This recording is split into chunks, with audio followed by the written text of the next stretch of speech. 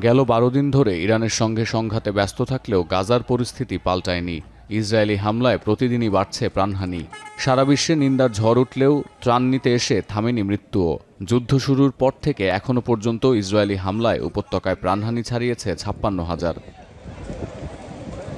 মঙ্গলবার ইসরায়েলি সেনাবাহিনীর হামলা ছাড়াও ড্রোন হামলায় গাজায় প্রাণ হারিয়েছেন কমপক্ষে ৮৬ ফিলিস্তিনি।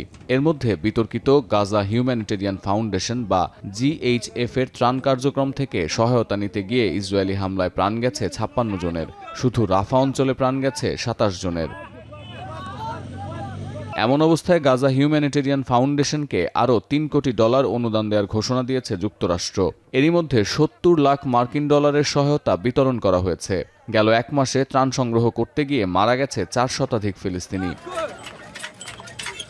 জাতিসংঘের শরণার্থী সংস্থা UNRWA এসব সহায়তা বিতরণ কেন্দ্রগুলোকে মৃত্যুর ফাঁদ হিসেবে আখ্যায়িত করেছে। এদিকে মঙ্গলবার গাজা উপত্যকার মধ্যাঞ্চলে ৭ ইসরায়েলি সেনা নিহত হয়েছে। খান ইউনিস এলাকায় কর্মরত প্রকৌশল দলের সদস্য ছিলেন তারা। প্রাথমিক তদন্ত প্রতিবেদন বলছে, গাড়িতে বিস্ফোরণের কারণেই প্রাণ হারান এই ইসরায়েলি সেনারা। সতীর্থ কর্মকার, এখন বিশ্ব। একনল অ্যাডভান্সড হাইজিন সোপ, এবার জীবাণু ধুলাবালি ঘাম ক্লিন বোল্ড।